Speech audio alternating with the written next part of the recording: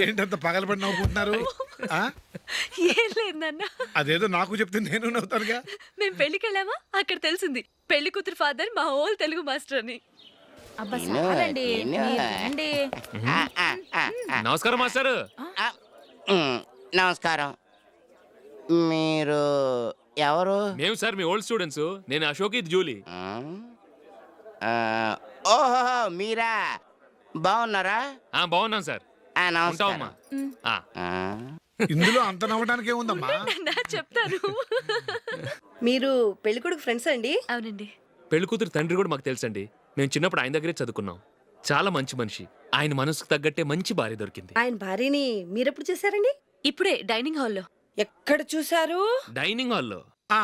అప్పుడు ఏమైంది? ఆవిడని తీసుకెళ్లి చూపించావా? ఒకటే గొడవ. ఏ ఆ బండావిడే మా మాస్టర్ గారు పెళ్ళం. మరి ఆ సరసాలాడిన అమ్మాయి ఎవరు? ఆ ఇంటి పని మనిషి.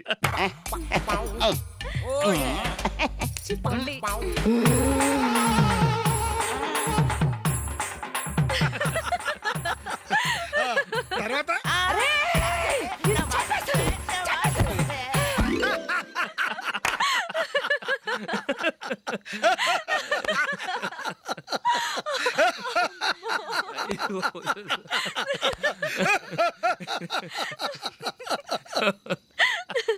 రండి భోంచేద్దాం.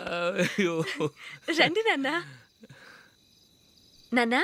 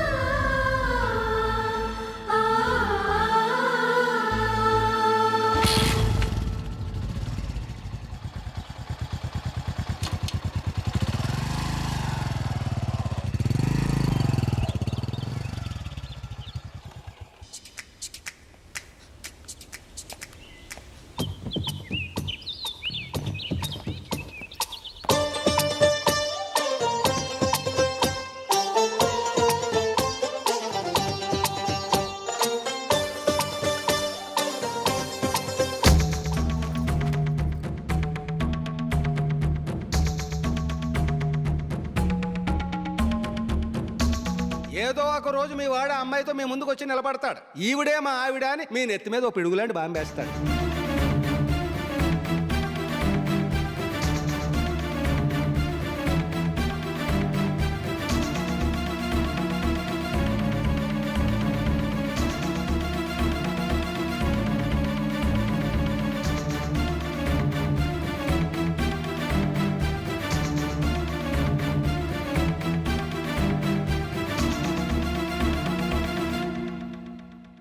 నీతో మాటలేంట్రా? నీకు ఇంట్లో ఉండే అర్హత పోయింది. ఈ క్షణం ఇంట్లోంచి పోరా.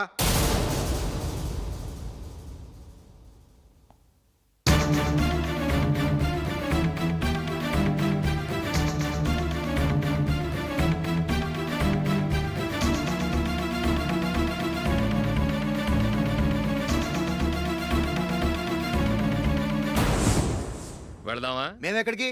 ఈ ఇంట్లో నీకెంత హక్కు ఉందో నాకు అంతే ఉంది. తాత ఆస్తి మీద కొడుకులు కాకుండదు, మన వాళ్ళకే. ఆ పైన తాతకు తప్ప ఎవరికి నన్ను ఇంట్లో నుంచి బయటకు వెళ్ళమని హక్కు లేదు. ఇల్లు విడిచి వెళ్ళడం అంటూ జరిగితే అందరం బయటికి వెళ్ళాలి. ఇల్లు అమ్మితే వచ్చిన డబ్బుని అందరం సమానంగా పంచుకోవాలి.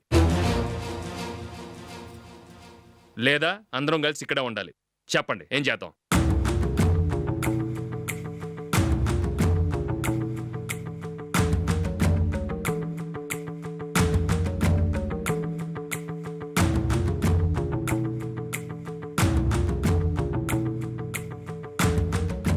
ఇక్కడే ఏడవమను. రాజులే,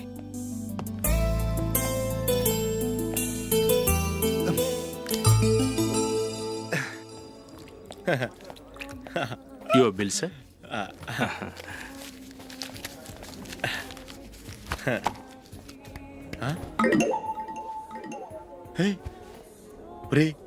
దొరికేసేవరా పరిస్థితి మర్చిపోయాను. అయ్యి బాబాయ్ దెబ్బైపోయాను రా. నేను కూడా పర్స్ తీసుకురావడం మర్చిపోయాను రా. అవును మరి, నువ్వు తెస్తే అందులో డాలర్స్ గోల్డ్ బిస్కెట్స్ ఉంటాయి. మహా అయితే లాటరీ టికెట్ లాండ్రీ బిల్లు ఉంటాయి, అంతే కదా. ఊరుకురా. 450 రూపాయలు బిల్లు అయింది. ఇప్పుడు ఏం చేయాలి?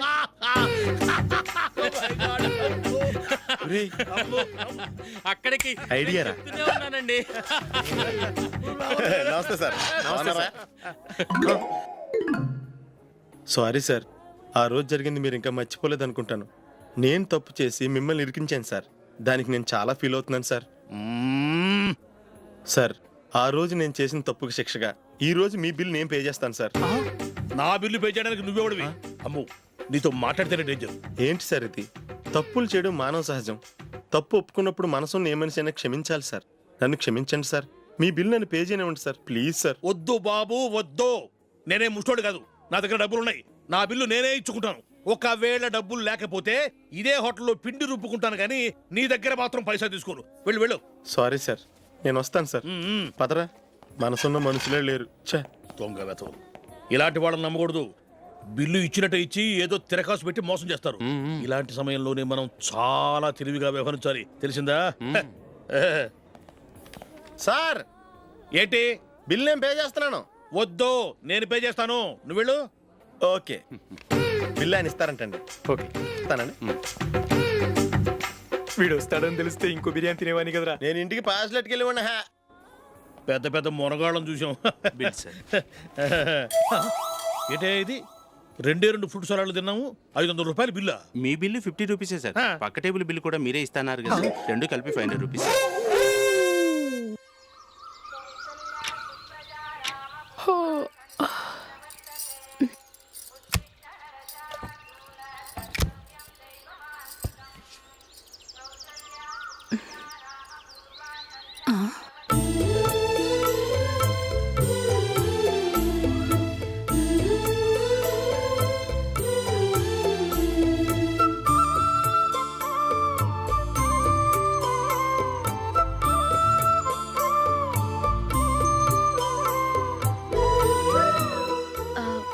రంగుల ముగ్గు ఒకటే నాకు తెలుసు.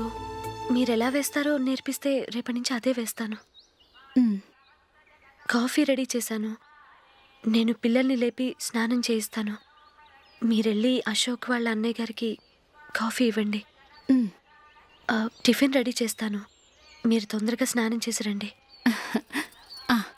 ఈ చెద్దన్నం బయటపడేమ్మా. బయట పారేయడం ఎందుకు? నేను దీన్ని రుబ్బి వడియాలు పెడతాను.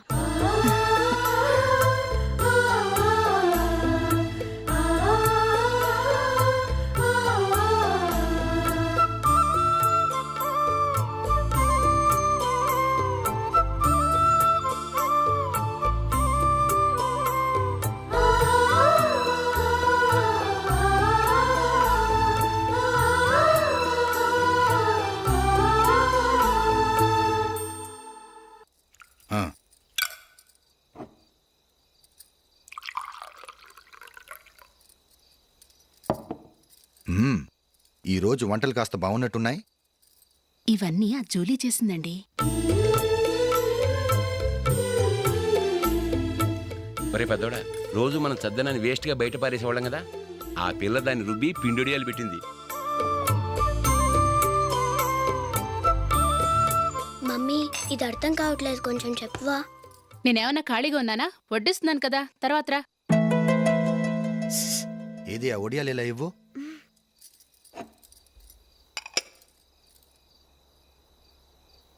మమ్మీని డిస్టర్బ్ చేయకండి, నేను చెప్తాను, సరేనా? రండి.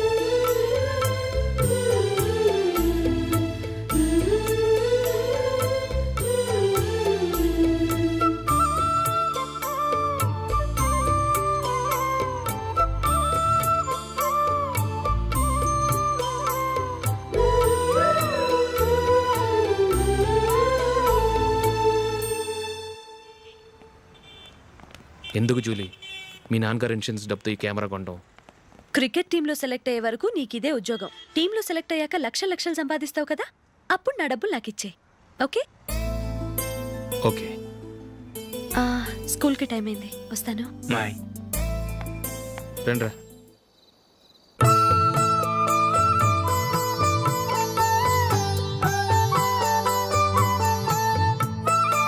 కాఫీ తీసుకోండి.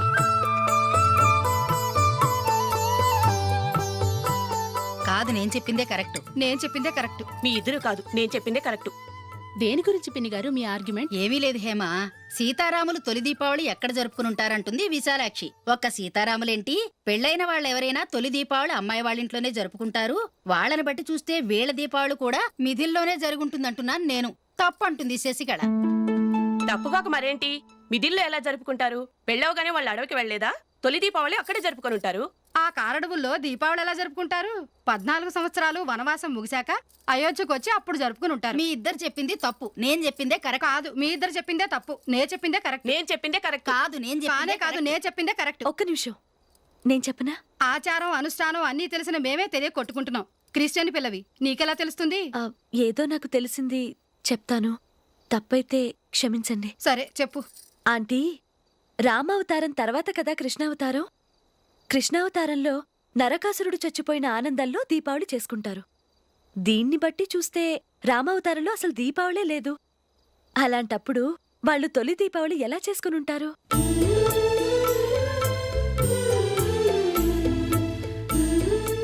పర్వాలేదే, ఓ క్రిస్టియన్ అమ్మాయి వేయండి, మా పండగల గురించి బాగా తెలుసుకున్నావే. యాండి, నేను ఒకటి చెప్తానేం అనుకోరు కదా? చెప్పు. ఏం లేదు, జూలీ వచ్చిన దగ్గర నుంచి నాకు చాలా హెల్ప్ఫుల్గా ఉంటుంది. పిల్లల్ని ఇంటిని కూడా చక్కగా చూసుకుంటుంది. మీ తమ్ముడికి కూడా జూలీ అంటే ఇష్టం కదా. వాళ్ళిద్దరికీ పెళ్లి చేస్తే ఎలా ఉంటుందంటారు? నేను అదే అనుకుంటున్నాను. ఊళ్ళో అందరూ వీళ్ళ గురించి ఏదేదో వాగుతున్నారు. వీళ్ళకి ముడి పెడితే తప్ప వాళ్ళ నోళ్ళు మూతపడవు. మీరేమంటారు నాన్న? ఇది మనం అనుకోవాల్సింది కాదురా. మీ తమ్ముడు జూలియా డిసైడ్ చేయాలి. వాళ్ళనే అడుగుదాం. మీరు మమ్మల్ని తప్పుగా అర్థం చేసుకున్నారు. చిన్నప్పటి నుంచి మేమిద్దరం ఒకటిగా పెరిగాం. అందుకని ఒకటిగా పెరిగిన వాళ్ళు ఒకటవ్వాలనుకోవడంలో అర్థం లేదు. మాకెప్పుడు అలాంటి ఉద్దేశం లేదు. ఈ రోజు వరకు మేమిద్దరం మంచి ఫ్రెండ్స్ అంతే. అంతకుమించి మా ఇద్దరి మధ్య ఎలాంటి తప్పుడు అభిప్రాయాలు లేవు. ఎరా, ఫ్రెండ్స్గా తిరిగిన వాళ్ళు పెళ్లి చేసుకోకూడదా? పెళ్ళైన తర్వాత భార్యాభర్తలు స్నేహితులుగా ఉండొచ్చు. కానీ స్నేహం ముసుగులో ఆడామగా భార్యాభర్తలుగా మారాలనుకుంటే అది ఫ్రెండ్షిప్ని అవమానించినట్టు.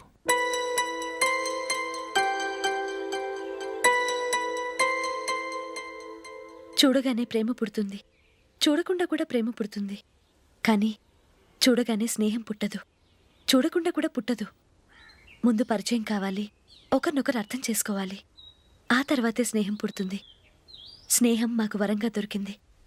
మేము ఎప్పటికీ స్నేహితులుగానే ఉంటాం.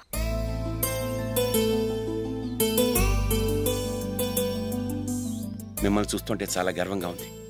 అందరిలా మీరు కూడా మేము ముందు స్నేహితులం, తర్వాత లవ్ చేసుకున్నామని చెప్పకుండా మేము స్నేహితులుగానే తిరిగాం, స్నేహితులుగానే ఉంటామని స్టబన్గా చెప్తున్నారు.